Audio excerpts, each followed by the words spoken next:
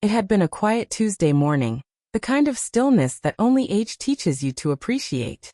The sunlight filtered softly through the white lace curtains of my modest cottage, and the kettle on the stove whistled faintly.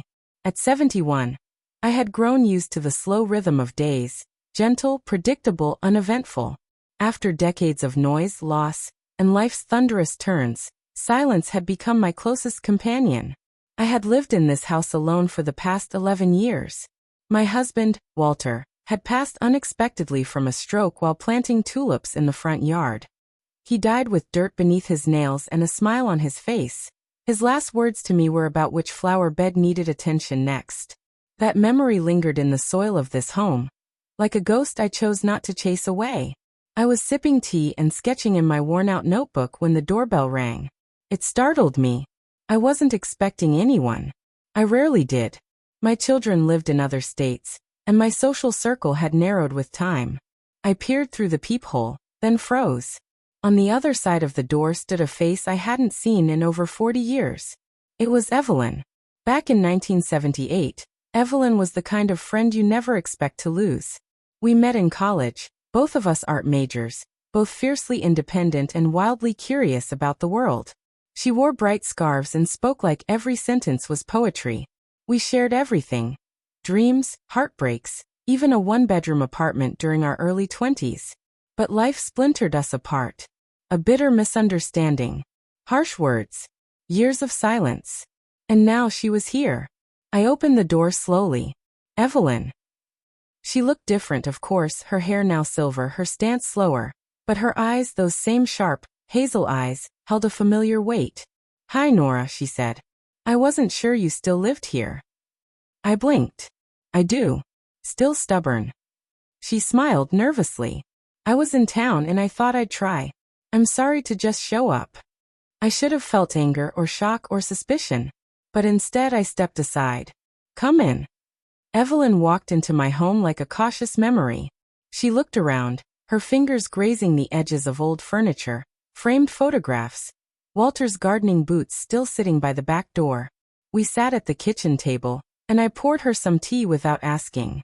We didn't speak for the first few minutes. The silence wasn't awkward. It was a bridge, rebuilding itself one plank at a time. "Finally," she whispered. "I thought about writing to you so many times." I nodded. "Why now?" She paused. "Because I'm tired of carrying what we never said." For the next hour we unpacked decades. The night we argued, the words we didn't mean, the pride that kept us apart. We spoke of lost parents, failed relationships, art projects never finished, cities we once dreamed of visiting. I learned she never married. She asked about Walter. We both cried. "You were the last person who really knew me," she said quietly. "I feel the same," I admitted. We moved to the living room, the tea now replaced with soft music playing from the radio.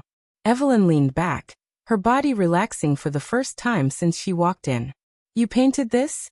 she asked, pointing to a canvas above the fireplace. "I did. During the year after Walter passed." "It's beautiful," she said.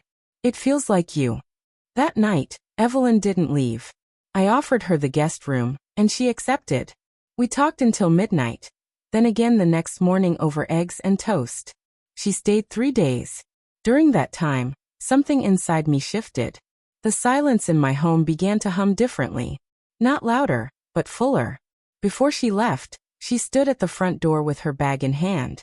"I don't know what comes next," she said. "But I want us to be part of each other's lives again."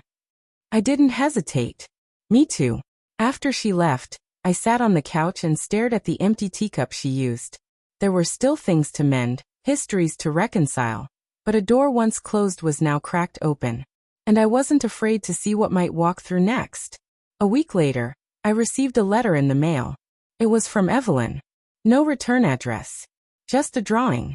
It was a sketch of 2 girls in a college dorm room, laughing, the world ahead of them. Sometimes life gives you a second chance not because you deserve it, but because you're finally ready to receive it.